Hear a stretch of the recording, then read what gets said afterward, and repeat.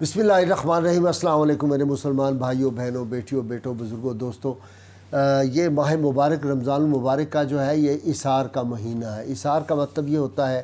کہ اپنی ضرورت رہے لیکن اپنی ضرورت پوری کرنے کی بجائے کسی دوسرے کی ضرورت جو ہے اس کو ترجیح دی جائے اور اس کو وہ چیز عطا کر دی جائے اگرچہ اپنی ضرورت ہو۔ سخاوت تو یہ ہوتی ہے کہ اپنے پاس بھی ہے دوسرے کو بھی اس میں سے دے دیا، لیکن اِثار یہ ہے کہ اپنی ضرورت ہوتے ہوئے دوسرے مسلمان بھائی کی ضرورت پوری کرنی۔ اس کے لیے حضرت ابو سعید خدری رضی اللہ تعالیٰ راوی ہیں کہ اللہ کے محبوب صلی اللہ علیہ وسلم نے فرمایا، جس شخص کے پاس صرف ایک دن کا کھانا ہو اور وہ اللہ کی رضا کی خاطر کسی دوسرے مسلمان بھائی کو دے دے، اس کھانے کو اِثار کر دے، تو آسمان سے ایک فرشتہ ندا کرتا ہے کہ اللہ کے ولی، اللہ تعالیٰ نے تیرے تمام گناہ جو تو نے کیے تھے وہ سارے معاف کر دیے جو تجھ سے سرزد ہو چکے تھے۔ تو اسی طرح آپ صلی اللہ علیہ وسلم نے فرمایا کہ کوئی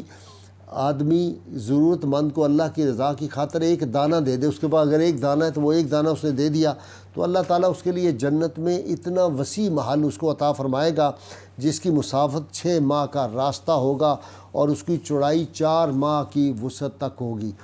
اسی طرح یہ سب سے بڑی مثال جو اِثار کی ہے، آپ دیکھیں، ایک ہے مال کا اِثار کرنا، ایک ہے جان کا اِثار کرنا۔ یہ جو جان کا اِثار ہے یہ کوئی سیدنا ابو طالب سے سیکھے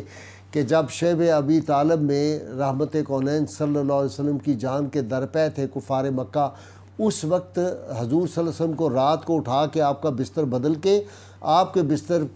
کی جگہ پہ اپنے بیٹوں کو سلا دیتے تھے، خاص طور پہ سیدنا علی مرتضیٰ شیر خدا کو۔ پھر اسی طرح جو ہجرت کی رات ہے وہ دیکھیے کہ کتنا بڑا حضرت علی کی پھر تربیت سیدنا ابو طالب نے ایسی کی تھی کہ ہجرت کی رات حضرت علی کو پتہ ہے کہ دشمن جو ہے وہ رسول اللہ کو شہید کرنا چاہتے ہیں، اور اس وقت بستر رسول پہ لیٹنے کا مطلب یہ تھا اپنی جان جو ہے اس کو انتہا درجے کے خطرے میں ڈالنا کہ دشمن باہر کھڑے ہیں شہید کرنے کے لیے، اس کے باوجود اس بستر پہ خوشی سے لیٹ گئے۔ پھر اللہ نے اجر کیا دیا؟ اللہ نے اجر یہ دیا کہ جناب جبرائیل علیہ السلام اور میکائیل کی ڈیوٹی لگا دی کہ آپ جائیں اور جا کے سیدنا علی مرتضیٰ شیر خدا کی آپ حفاظت کریں۔ پھر ہم دیکھتے ہیں کہ جب یہ موقع آتا ہے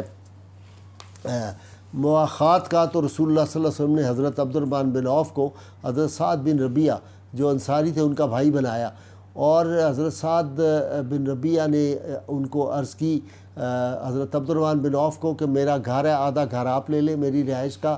آدھا میرا مال جو ہے وہ لے لیں، گھر کی ساری چیزیں لے لیں۔ جواباً حضرت عبد الرحمن بن عوف نے ان سے کہا کہ نہیں بھائی، مجھے چیزوں کی دعا، مجھے منڈی کا راستہ بتا دیں، میں کاروبار کرنا جانتا ہوں۔ پھر اللہ تعالیٰ نے ان کے اس اثار کے بدلے عبد الرحمن بن عوف کو وہ اللہ تعالیٰ نے مقام دیا کہ پھر وفات سے پہلے انہوں نے جب تقسیم کی اپنی وراثت بچوں میں تو سونے کی اینٹیں تھیں جن کو لوہے کی آریوں سے جو ہے وہ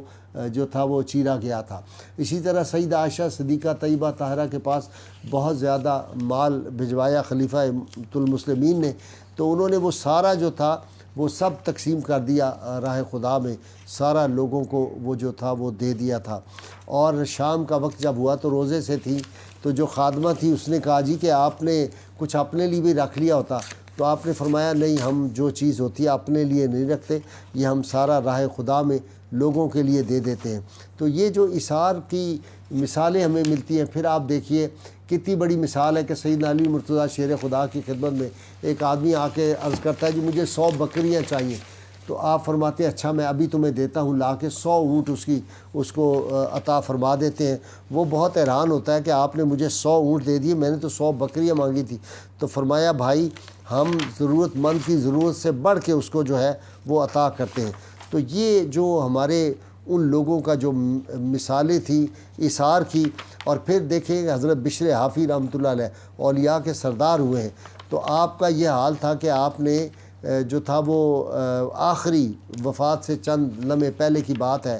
آپ نے وہ سارا کچھ جو تھا وہ عطا کر دیا۔ اپنی جو قمیض مبارک تھی اس وقت، وہ قمیض جو تھی وہ سائل نے آ کے سوال کیا اور اس کو آپ نے عطا کر دیا۔ پھر اسی طرح جناب یوسف علیہ السلام کا آپ دیکھتے ہیں کہ جب قحط سالی تھی تو سیدنا یوسف علیہ السلام نے کبھی پیٹ بھر کے کھانا نہیں کھایا۔ حضرت باقی باللہ لاہور میں تھے، جن دنوں قحط کی کیفیت تھی داتا صاحب کے مزار پہ، تو آپ کا معمول مبارک یہ تھا کہ حضرت نے وہ ان دنوں پیٹ بھر کے کھانا نہیں کھایا۔ لوگ بار بار کہتے تھے کہ حضرت آپ کیوں نہیں کھاتے، آپ کھائیں نا، تو جواباً کہتے تھے کہ میں کیسے پیٹ بھر کے کھاؤں، رسول اللہ صلی اللہ علیہ وسلم کی امت جو ہے وہ فاقے سے ہو اور میں پیٹ بھر کے کھانا کھا رہا ہوں، یہ میں برداشت نہیں کر سکتا۔ یہ ان کے معمولات تھے جو ہمارے اولیاء کرام تھے۔ اسی طرح ہم دیکھتے ہیں کہ حضرت عمر رضی اللہ تعالیٰ عنہ نے اپنے 2 گورنروں کو جو تھا وہ کافی سارے جو درہم اور دینار بھیجے، اور ساتھ آپ نے اپنے خادم کو کہا کہ وہاں جا کے چیک کرنا کہ یہ اس کا کیسے استعمال کرتے ہیں۔ تو اس نے آ کے کہا کہ جناب میں نے دیکھا کہ انہوں نے جو ہے وہ سارا کچھ راہ خدا میں ان گورنروں نے جو تھا وہ تقسیم کر دیا، اپنے لیے تو انہوں نے کچھ بھی نہیں رکھا۔ یہ اثار کی جو مثالیں ہیں ہمارے بزرگوں کی، یہ ان سے پتہ چلتا ہے کہ وہ لوگ جو تھے ان کو یہ بلند مقام اللہ تعالیٰ نے کیسے عطا کر دیے تھے۔ آج ہمیں اس بات کی میرے بھائیوں ضرورت ہے کہ ہم بھی اثار سے کام لیں۔ اللہ تعالیٰ کی راہ میں جن لوگوں کو ضرورت ہے اس وقت، خاص طور پہ میں عرض کروں گا کہ جائیں اور جا کے دیکھیں کہ ہسپتالوں میں جو لوگ ہیں اور وہ غریب ہیں جو آئے ہوئے ہیں کسی کی تیمارداری کے لیے، ان کو اگر کوئی چیز نہیں ملتی تو ہم ان کے لیے جو ہے وہ اشار کریں اور ان کو جا کے ہم کوئی چیزیں جو ہے وہ پیش کریں۔ اس کی بہت زیادہ ضرورت ہے۔ اشار ہر لمحے کرنا چاہیے اور اس پہ کبھی پہلو تہی نہیں کرنی چاہیے۔ آپ دیکھیں کہ میں نے کئی مثالیں آپ کو دیں۔ سیدہ فاطمہ سلام اللہ علیہا جو ہے، آپ نے نیا کرتا امام حسن علیہ السلام کو جو تھا وہ لے کر دیا۔ انہوں نے ابھی پہنا ہی تھا کہ ایک عورت آ گئی جس کا بچہ جو تھا وہ پاؤں سے اپنا، جس کا بدن پہ کوئی قمیض نہیں تھی، تو اس نے آ کے کہا کہ میرے بچے کے پاس قمیض نہیں ہے، سیدہ مجھے قمیض کی ضرورت ہے۔ آپ نے وہ قمیض اسی وقت امام حسن کی اتار کے ان کو عطا کر دی تھی۔ تو یہ جو اثار ہے ان کا۔ اور پھر آپ دیکھیں کہ